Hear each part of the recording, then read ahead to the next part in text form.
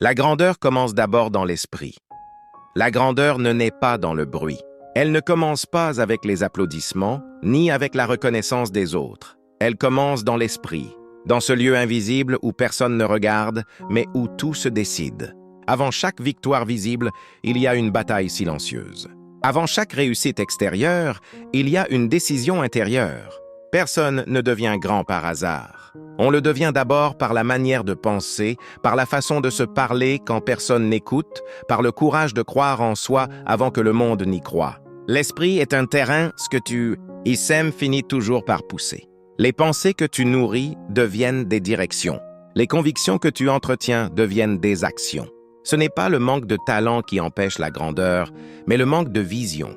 Ce n'est pas l'échec qui détruit les destinées, mais la peur de recommencer. La grandeur commence quand tu refuses de laisser tes blessures définir tes limites. Quand tu choisis de penser plus grand que ce que ton passé t'a fait croire. Même quand tout semble petit autour de toi, si ton esprit reste vaste, ton avenir le deviendra aussi. Les circonstances peuvent te ralentir, mais elles ne peuvent pas vaincre un esprit discipliné, un esprit aligné, un esprit rempli de foi et de persévérance. Avant d'être visible dans tes résultats, la grandeur doit être enracinée dans ta pensée, car ce que l'esprit accepte, la vie finit toujours par le manifester. Souviens-toi, tu ne montes jamais plus haut que ce que ton esprit ose imaginer.